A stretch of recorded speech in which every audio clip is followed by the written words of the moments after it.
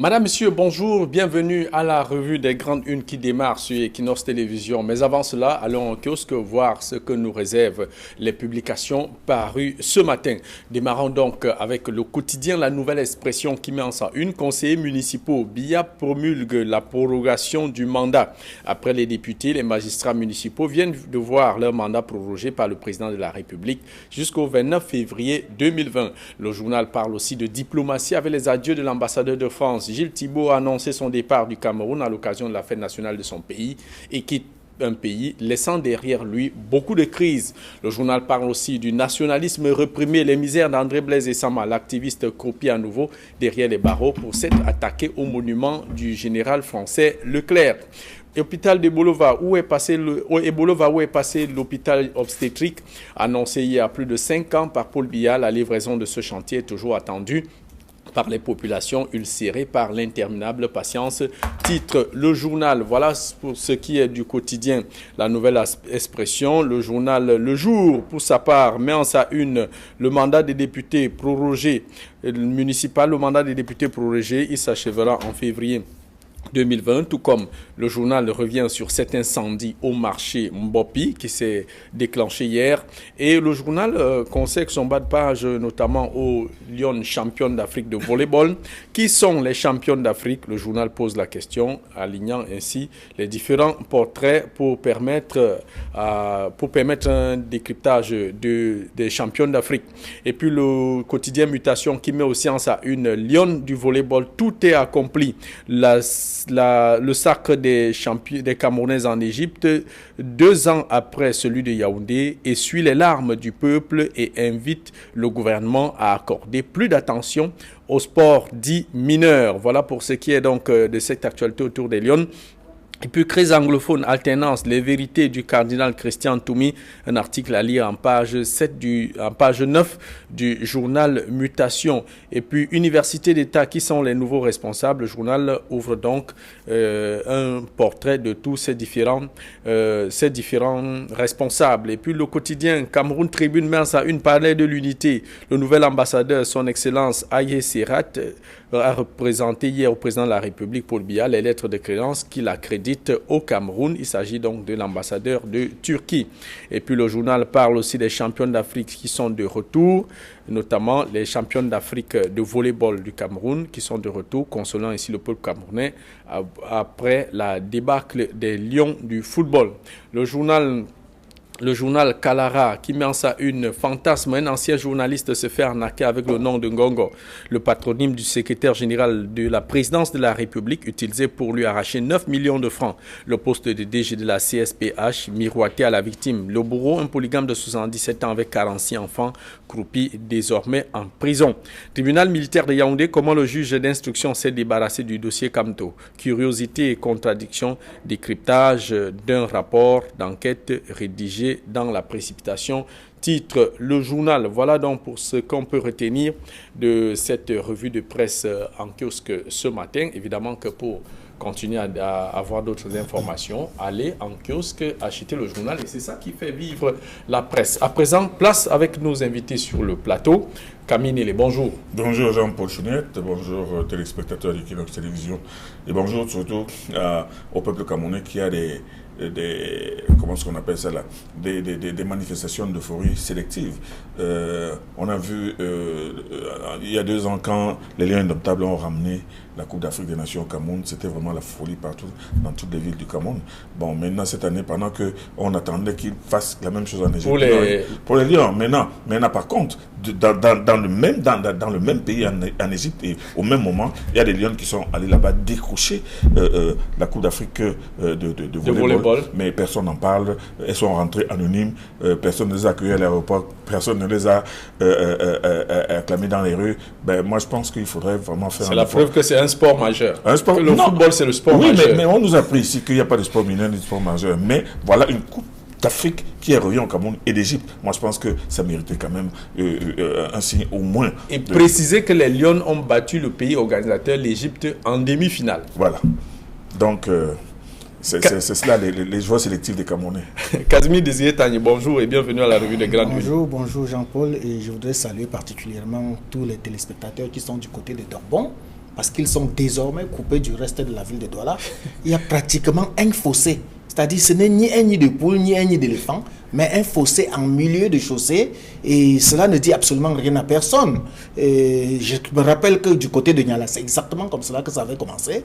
Alors qu'un simple camion de pouzzolane suffit pour régler le problème. Les policiers aujourd'hui obligés de guider oui, chacun doit plonger dans ce nid, dans ce fossé-là, pour ressortir. Et chacun attend son tour. Avec les embouteillages monstrueux comme vous connaissez dans la ville de Douala. C'est un lac routier en pleine ville de Douala. Exact. Et Equinox Télévision qui avait d'ailleurs fait des reportages sur cette route, heureusement pour Niala, les choses ont changé. On espère aussi que... Ils sont en train de commencer à changer parce que c'est pas encore là. C'est pas encore là. Entrons donc de plein pied dans cette édition de la revue des grandes unes. Commençons donc par l'actualité qui fait la une. C'est évidemment la prorogation du mandat des conseillers municipaux. Camille Nélé, comment comprendre cette élasticité du mandat? Depuis 2013, on est en 2019 et ça va aller à 9 ans, donc un mandat qui fera finalement 7 ans. Non, presque un mandat présidentiel. Oui, mais en fait, c'est le pouvoir régalien du chef de l'État. Le chef de l'État a ce pouvoir-là de pouvoir poser un certain nombre d'actes.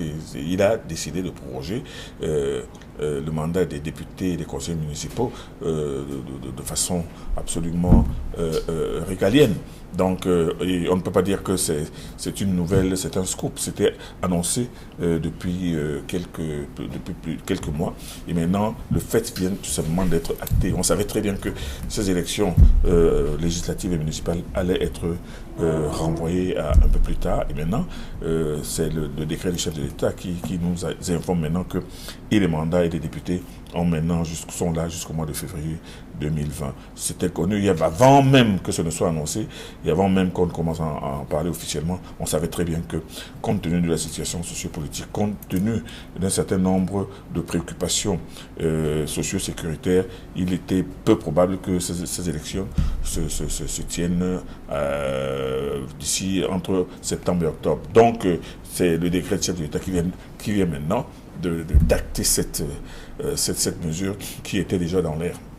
Je vous prends par la fin. Vous avez évoqué les raisons sécuritaires et tout ce que le pays vit en ce moment. Kazmi Désiré Tania, est-ce que, au regard de ce que vient d'énumérer Camille Nélé, en 2020, on aura résolu tous ces problèmes dont il évoquait, les questions sécuritaires et les crises? J'ai toujours tendance à croire que le chef d'État n'est pas suffisamment éclairé. Parce que figurez-vous, à son dernier discours du 31 décembre, il avait annoncé que l'année 2019 sera une année électorale. Et voici 2019 où tout est en train de démontrer qu'il n'y aura aucune élection en 2019. D'ailleurs, la prorogation du mandat et des députés et des conseillers municipaux, il faut se rappeler, c'est la deuxième prorogation. Parce qu'il y a d'abord eu une prorogation au mois de juillet, le 11 juillet 2018, qui prorogeait de 12 mois. Ensuite, de cette prorogation du 15 juillet 2019, qui proroge jusqu'au 29 février 2020. Cela veut dire tout simplement, parce que c'est les conséquences de ça qu'il faut tirer, cela veut dire tout simplement qu'on ne peut pas avoir d'élection au Cameroun avant le 29 février 2020. Et conséquence logique, et vous savez que généralement les élections, depuis pratiquement 2007, au Cameroun, les élections législatives et municipales sont généralement couplées. Donc, avec les conditions, on donne souvent les raisons financières à cela. Donc, vous comprenez, on ne peut pas faire d'élection avant 2 février 2020. Alors, vous avez posé la question, Jean-Paul, de savoir si d'ici février 2020, c'est-à-dire dans 4 ou 5 mois, on aura réglé les problèmes sécuritaires. Je crois que ce n'est pas très évident. Et une autre conséquence à cela, on avait dans le budget 2019 un budget de 50 milliards pour les élections en 2019. On va reporter. Et on a même fait un rajout de 18 milliards. C'est toujours pour, vous vous souvenez, pour régler ce problème de... Qu'est-ce qu'on va faire de ce budget?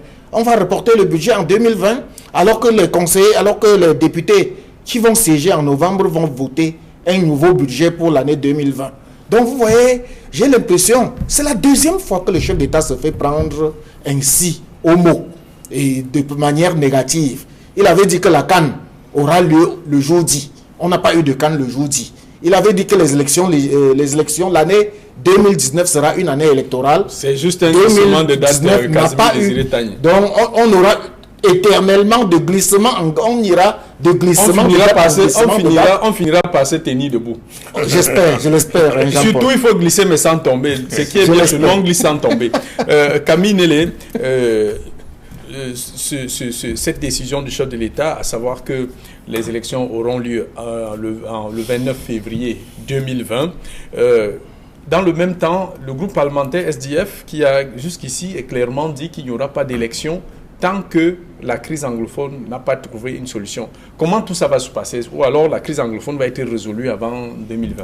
Mais de toutes les manières, même si sur le terrain, il y a une certaine accalmie à observer. Hein. Il y en a beaucoup qui sont optimistes et qui pensent que d'ici là, le dialogue inclusif, exclusif ou le dialogue simple se sera certainement tenu et l'école aura eu le temps de reprendre parce que vous savez très bien que du côté du sud-ouest et du nord-ouest, il n'y a pas d'école depuis 2 ans.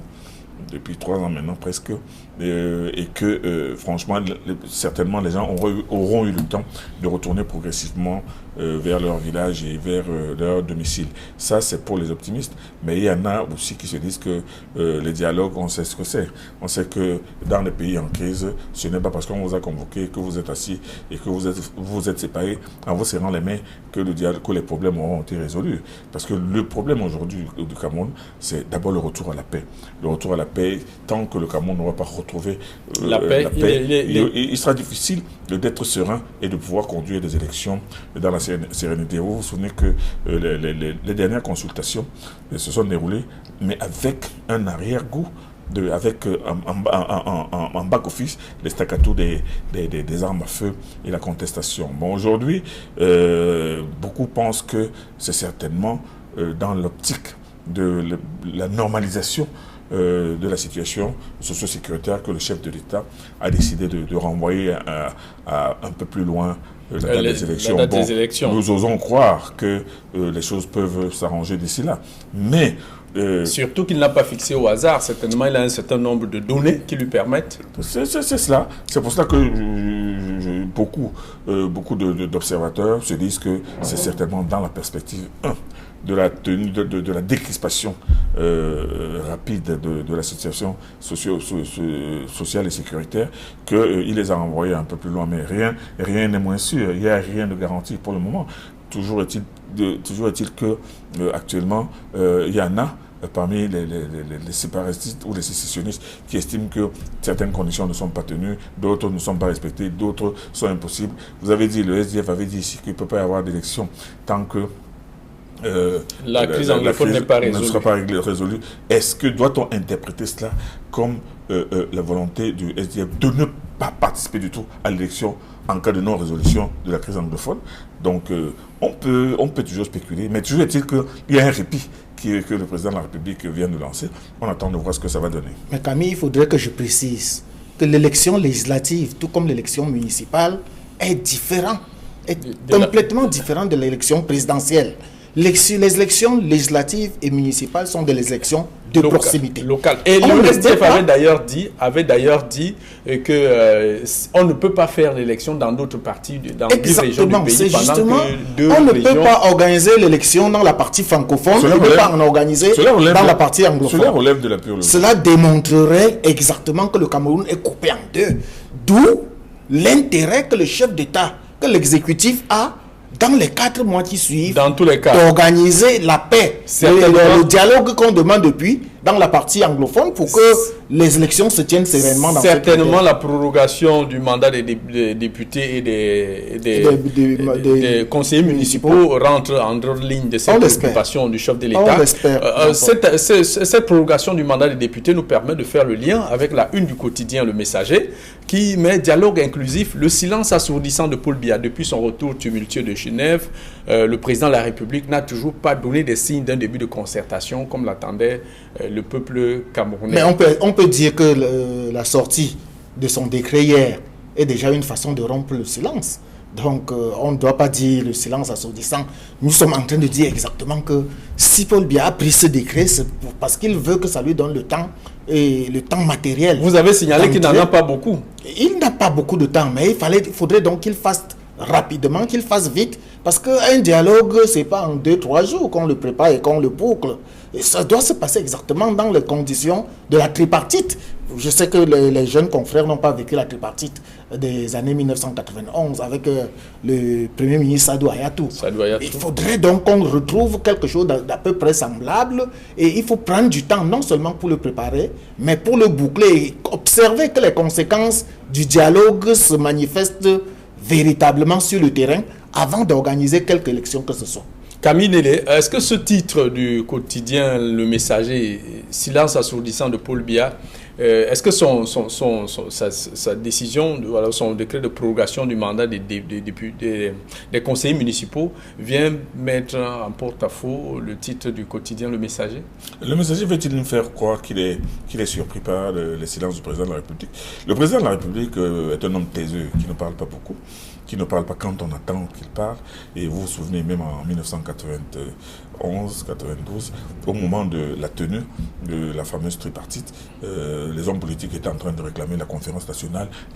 La rue avait suffisamment grondé. Elle avait grondé, pas seulement la rue, c'est-à-dire la rue et les bas-fonds avaient grondé, hurlé, tout cassé, tout brûlé. Paul Biya n'a rien dit. Le jour où Paul Biya a ouvert la bouche, c'était pour dire que nous allons organiser un large débat. Et il a mis sa large déjà, large débat en faisant les doigts comme ça. Et il y a eu un débat. Bon, les Camerounais se sont contentés et le Cameroun a pu tout de même sortir de la crise. Aujourd'hui, depuis la crise anglophone, effectivement, tous les observateurs sont unanimes sur le fait que le président de la République n'a pas parlé comme on aurait bien souhaité qu'il parle pour dire, un, ce qu'il pense, deux, ce qu'il préconise, et trois, ce que les Camerounais eux-mêmes peuvent faire dans le sens justement d'un retour à la paix. Bon, ceux qui attendent que le président parle, moi je pense que déjà le président de la République a envoyé un premier ministre sur le terrain pour aller parler aux gens. Dans les deux régions. Voilà. Beaucoup, ce sera attendu que ce soit lui-même qui descende pour aller parler. Il ne l'a pas fait. Il a envoyé un Premier ministre. Et c'est certainement ce même Premier ministre qui sera appelé à diriger éventuellement le fameux dialogue, quelle qu'en soit sa forme. Donc, il n'y a pas à être surpris par le silence du chef de l'État. Ce n'est pas dans son style. Et l'histoire retiendra de lui qu'il aura été pendant tout le long de son séjour au sommet à la tête du Cameroun, un chef d'État taiseux. Si Issa Chiroma était encore porte-parole du gouvernement, il vous dira que le temps du chef de l'État n'est pas le temps de la population ou bien le temps des journalistes. Malheureusement, c'est pas dans tous les cas. La situation urge, surtout lorsque nous apprenons que hier, un procureur de la République a été enlevé et est actuellement en train d'être torturé. On ne sait pas jusqu'où ça va mener. Donc c'est autant de signes qui démontrent qu'il y a urgence à dialoguer. Mais vous savez, Casimir Désiré-Tagné, il y a quelque chose qui me surprend. Il faudrait que les gens comprennent que ce ne sont pas toujours les sécessionnistes qui sont... Il y a des bandits. Il y a énormément de bandits aujourd'hui. Il y a un amalgame qui fait que dans tous les enlèvements, toutes les actions crapuleuses sont mises trop facilement sur le dos des séparatistes qui ne sont pas, je le dis bien, des anges. Mais toujours est-il qu'aujourd'hui, il ne faut pas que l'on mette... Le moindre grabuge est mis sur le dos des séparatistes. On va évoluer donc dans ce débat avec ce sujet. Casimir Désiré-Tagné, l'incendie à la Sonara, polémique autour de la police d'assurance, les assureurs et les pouvoirs publics qui sont à couteau tiré. La responsabilité est de quel côté finalement? Si vous aviez lu le dernier jeune enquêteur, vous aurez compris que nous avions annoncé que le pire reste à venir. Et c'est justement là où on est en train de se retrouver aujourd'hui.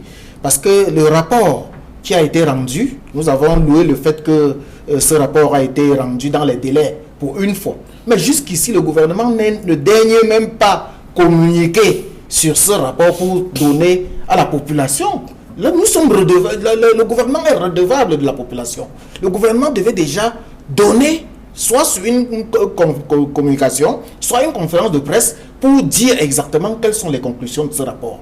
Et hier, un confrère, le journal Mutation, a fait un excellent travail là-dessus, où il est démontré clairement que avant l'incendie, une semaine avant l'incendie, le contrat d'assurance était expiré et on attendait le paiement. Le paiement est survenu après l'incendie. Ce qui veut dire clairement que les assureurs ne peuvent pas dédommager ce cas d'incendie. Et c'est très grave. Il faudrait donc que toutes les conclusions, toutes les conséquences soient tirées par rapport à ce fait. Il y a deux responsables du service de finances qui se tirent l'un dessus, qui font les jeux de ping-pong, où l'un croit que c'est l'autre qui est responsable, ainsi de suite. Et jusqu'ici, rien n'est fait. Et je me demande bien, où est-ce qu'on est? Dans quel état est-ce qu'on est? Dans une entreprise qui brasse suffisamment de ressources financières et des milliards. On n'arrive pas à renouveler une police d'assurance arrivée à expiration. Je crois même qu'on n'a pas besoin d'attendre que la police d'assurance soit expirée avant de faire le renouvellement. Donc c'est bien grave. Peut-être pour que nos téléspectateurs comprennent très bien ce qui s'est passé à la Sonara, c'est un peu comme si vous avez votre véhicule, vous faites l'accident et vous partez maintenant souscrire une police d'assurance. C'est exact. Camille Nélé, sur cette polémique autour de la police d'assurance. C'est une polémique qui va donner la possibilité aux uns et aux autres de comprendre la gabégie qui a régné pendant longtemps à la tête de la Sonara. Parce que il faudrait que les gens comprennent que pour que l'assureur lui-même accepte de signer de signer la police d'assurance, il faut que la société elle-même remplisse le maximum de conditions de sécurité. Ça veut dire que il faut que cette police, il faut que cet assureur se rassure que le camion d'incendie qui est là dans la compagnie, le dispositif incendie qui soit en place, qu'il y ait même des émulseurs, parce que ce n'est pas avec de l'eau qu'on éteint l'essence. Tout à fait. Bon, ce sont les flammes, les feux gras. Voilà. Mais malheureusement, il se fait que effectivement, au moment du sinistre, aucune condition de sécurité n'était remplie. Aucune condition. D'ailleurs, le jeune enquêteur l'a précisé. D'ailleurs, le jour du sinistre, il y a eu d'abord 5 ou 6 délestages pendant toute la journée qui sont manifestés de façon continue. Et ensuite, maintenant, au moment où l'incendie s'est déclaré, on a réalisé que aucune structure, aucune modalité de sécurité incendie n'était en place, puisque le camion de pompiers qui est là avec ses lances, émulseurs et tout ça ne fonctionnait pas depuis très longtemps. Et il ne fonctionnait pas parce que c'est ce jour-là, mais il ne fonctionnait pas depuis au moins 2 ou 3 ans. Qu'il n'y avait même pas d'émulseurs. On a fait venir les sapeurs-pompiers de Douala. Quand les sapeurs-pompiers de Douala sont arrivés plusieurs heures plus tard, on a réalisé qu'ils avaient oublié les émulseurs. On a donc fait venir les pompiers du PAD, du PAD, Port autonome de Douala, qui sont venus avec des émulseurs. Conséquence de l'incendie a duré 4 jours. Aujourd'hui, pour qu'on puisse aller au fond, justement, de cette police d'assurance, il faudrait que les assureurs eux-mêmes aient accepté que, même si vous signez, en signant, quelles sont les conditions, même d'abord minimales de sécurité à l'intérieur. Il faut voir ce contrat d'assurance. Il faut le revoir donc. Pour juste vous relancer, quand vous indiquez que le camion lance l'émulseur était en panne depuis, ça veut dire que quelque part aussi, ça engage la responsabilité du prédécesseur, à savoir le ministre Talba Mala. Et même de l'autre. Et même du prédécesseur de Talba Mala, parce que Talba Mala, lui, il était depuis suffisamment longtemps, il devait s'assurer que, effectivement, toutes les conditions de sécurité, parce que cette affaire ne s'arrêterait pas seulement à ce nouveau directeur qui venait d'arriver. Parce que même le renouvellement de la police d'assurance, qui se fait de façon automatique, et plusieurs mois, même, avant l'expiration de l'autre. Moi, je suis convaincu que le nouveau directeur, M. Simo Djonou, qui venait d'arriver, n'a pas eu le temps de voir tout ce qui se passe. Non, on ne fait ici ni son procès ni sa défense. Voilà. Mais le problème est qu'il se retrouve dans une maison, mais dans cette maison-là, il y a déjà des façons de fonctionner. Au lendemain de l'incendie, 5 responsables ont été interpellés et gardés à vue. Oui. Malheureusement, ils ont été libérés une semaine après. Peut-être qu'après leur audition, on a constaté que. Mais l'enquête continue. L'enquête continue parce qu'il faudra établir toutes les responsabilités, c'est-à-dire que toutes les causes de l'incendie. À tous les niveaux. Pourquoi se précipiter à les arrêter et les libérer alors même que le résultat de l'enquête n'est pas encore complet? C'était la fébrilité de l'enquête préliminaire ouverte. Vous comprenez? Quelque temps plus tard, on a vu le ministre, le Premier ministre, envoyer une commission constituée de plusieurs corps judiciaires, la police, la gendarmerie, les magistrats et même des experts. Mais je dis, in fine, le gouvernement ne doit pas laisser tous ces genres de spéculation. Il faut que le gouvernement communique pour nous dire qu'est-ce qui s'est passé concrètement à la Sonara, quelle sera la suite, quelles sont les responsabilités. Voilà. Soyons objectifs, ça va venir. Ça va venir dans tous les cas.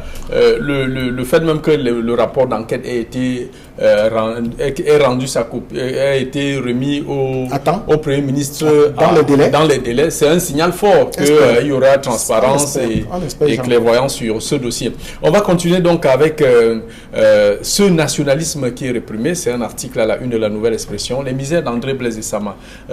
Camille Nélé, comment comprendre qu'aujourd'hui, André Blaise Essama, qui ne veut que la restauration de la mémoire des patriotes camerounais morts pour le Cameroun soit restaurée, et pour lui, il estime qu'il est inconcevable qu'un monument d'un expatrié, encore colon, soit érigé sur une terre camerounaise. André Blaise Essama est un véritable mordu du culte des héros du Cameroun. C'est l'honneur, d'ailleurs, tout le monde le connaît, tout le monde connaît son intransigeance. Et c'est pas la première fois qu'il va en prison pour ça. Oui, mais il a été gardé plusieurs fois, vu, mais seulement ce qu'il envoie en prison, ce qui permet au tribunal de lui infliger 6 mois d'emprisonnement ferme, c'est effectivement cette décapitation de la statue. Vandalisé. La statue du général Leclerc de Haute-Cloque. Moi, je pense que beaucoup de personnes, et moi, je peux vous dire que moi, je fais partie de ces gens qui estiment que la statue de M. Leclerc n'a rien à voir sur la plus belle place de la ville de Douala, parce que M. Leclerc n'a rien fait pour le Cameroun. M. Leclerc qui est arrivé ici au Cameroun, venait prendre de la chair à canon, parce qu'il était venu prendre des recrues pour aller à la rescousse de la France. De la France. Il est arrivé, il a fait quelques jours, il est reparti, mais on met sa statue à quelques 10 mètres même du lieu où Rodolphe Douala Mangabé a été pendu. Donc, on peut se poser la question de savoir pourquoi ce monsieur, s'il a posé des actes pour la France, dans le cadre de la Deuxième Guerre mondiale, mais ce n'est pas au Cameroun, il n'a rien fait pour le Cameroun. Donc, Essama, moi je pense que Essama, dans sa fibre intérieure, il estimait que ce monsieur-là n'a rien à voir là-dedans. Bon, de là, aller vandaliser, ça c'est autre chose. Il est allé contre la loi. Il a vandalisé un monument qui est là depuis très très longtemps, et que normalement, l'État devrait normalement s'investir à remplacer dans les années à venir, parce que on se demande bien ce que ce monsieur-là, parce qu'on va demander à notre petit-fils qui est ce blanc-là qui est là, on pourra pas, notre fils, on pourra pas lui dire exactement ce qu'il a fait. Donc, André Essama aujourd'hui, en posant cet acte et en militant fortement et de façon convulsive pour la restitution, la restauration de la mémoire des héros du Cameroun. Moi, je pense que ce n'est pas... C'est un combat noble. C'est un combat noble, bon, mais maintenant, qu'il vaut quelques désagréments, et le plus grave, c'est que non seulement on l'a condamné à 6 mois d'emprisonnement ferme, mais on l'oblige à payer 4 millions de francs. Je crois que l'incarcération d'André Blaise Essama, c'est juste une façon de dire qu'on ne doit pas imiter cet exemple. Mais en réalité, André Blaise Essama mène un combat noble. Le combat de la restitution de la mémoire de nos héros, contrairement à ce qui se passe. Et moi, je crois même que le combat de André Blaise Essama a déjà eu des répercussions. La preuve, le délégué du gouvernement, Fritz Tonen a nommé une commission de dénomination des rues et des places publiques. Oui, mais ça ne date pas d'aujourd'hui, toi aussi. Oui, mais il n'y avait pas certaines personnes là-dedans. Il n'y avait pas Wafo du SDF là-dedans.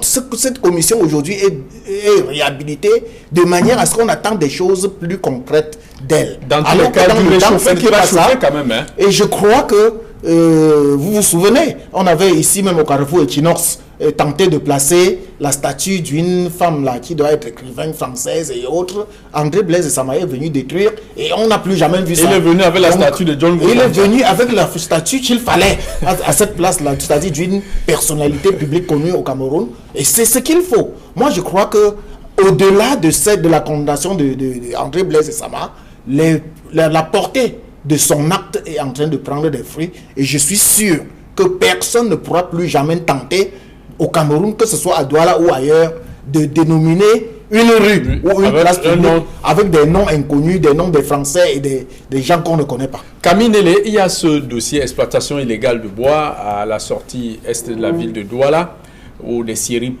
des Vietnamiens poussent comme des champignons.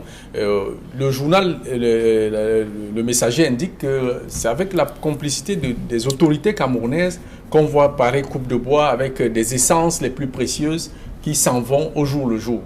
On pointe les Vietnamiens du doigt aujourd'hui, mais moi j'ai l'impression que c'est un peu réducteur. Il n'y a pas que les Vietnamiens qui pillent le bois. Le bois du Cameroun est pillé depuis même par les nationaux. Ans. Il y a des nationaux qui font venir des gens, des nationaux qui se mettent en joint venture avec toutes sortes de contacts extérieurs. Et c'est exactement ces Vietnamiens eux-mêmes qui sont sur le terrain aujourd'hui ont été invités par des nationaux, parce que c'est sous le couvert des nationaux et c'est en compagnie des nationaux qu'ils se livrent à ce déboisement sauvage de nos forêts. Mais je crois que ce n'est pas, il ne s'agirait pas seulement de se contenter d'une colère, d'une pointe de colère et peut-être d'écrire cela dans les journaux. Les journaux. Non. En tout cas, c'est un travail de journaliste qui a été fait. Il a déjà été fait. Il ne date pas d'aujourd'hui, mais il faut maintenant des actes forts. Il faut des actions fortes, aussi bien des autorités. Des autorités administratives, mais que des autorités même des forêts. Parce que on voit nos forêts déboisées de manière sauvage, sans même penser aux générations futures. Et sans oublier que ces camions, ces gros grumiers esquintent complètement le patrimoine routier. Non, le patrimoine routier. Regardez par exemple la route Douala-Ebassi entre Bonepopa et Ndogbele. On est en train de faire un travail terrible, mais il suffit que une bonne partie du travail soit fait le jour, mais dès qu'il y a une pluie la nuit, le lendemain, les grumiers qui passent remettent le travail. On oublie de reprendre tout le travail. Ce problème aujourd'hui de l'exploitation sauvage de nos bois, c'est pas seulement les Vietnamiens. Il faut repenser cette situation de fond en comble et maintenant essayer de mettre fin à cela, ou du moins même pas mettre fin parce que c'est pas évident, mais d'essayer d'atténuer cette exploitation sauvage et barbare. Casimir Désiré-Tanier. Dans tous les cas, tous ces expatriés et occidentaux qui pillent les bois du Cameroun ont des agréments. Et très souvent, même quand on donne des agréments aux Camerounais, on les brade à ces expatriés. Tout à fait. Moi, ça, c'est une autre chose, une paire de manches. La deuxième paire de manches, c'est de savoir quels sont les effets induits de ces coupes sauvages. On n'a ni route, ni école, ni hôpitaux, ni rien. Regardez dans tout, vous avez pris l'exemple de la route Bonepopa. Dans tout, à Yabassi. Longuet avait chanté, ça n'a dit absolument rien à personne. Tous ces endroits où on fait de la destruction sauvage de nos forêts n'ont pas de route, n'ont pas de forage, les populations sont les plus misérables. Regardez un peu la région de l'Est qui a les plus grandes exploitations forestières du Cameroun. Comment vivent les enfants de là-bas? Est-ce qu'ils ont le moindre forage, c'est-à-dire pour l'eau potable? Alors qu'il y a toujours un cahier de charges qu'on impose à ces expatriés, à ces sociétés de forestières. Mais ces cahiers de charges n'ont jamais été respectés. Et c'est justement là où j'attire l'attention des pouvoirs publics pour que de plus en plus ces cahiers de charges soient respectés. Mais elles ne sont pas respectées. J'ai dit sur un autre plateau que le Cameroun est le seul pays au monde où on a toujours les meilleures lois, les meilleurs décrets, mais qui ne sont jamais les mauvaises pratiques, les bonnes lois, les mauvaises pratiques. Dans tous les cas, nous sommes arrivés au terme de cette édition de la Revue des Grandes Unes. Cher monsieur, merci beaucoup. La pensée du jour: si le sourd n'a pas entendu le tonnerre, il verra bien la pluie. Si le sourd n'a pas entendu le tonnerre, il verra bien la pluie. C'est un proverbe malinqué qui nous vient du Mali. Madame, monsieur, c'était tout pour cette édition de la Revue des Grandes Unes. Restez scotchés sur les programmes d'Equinox Télévision avec 10-12 de Zénith qui démarre dans quelques instants.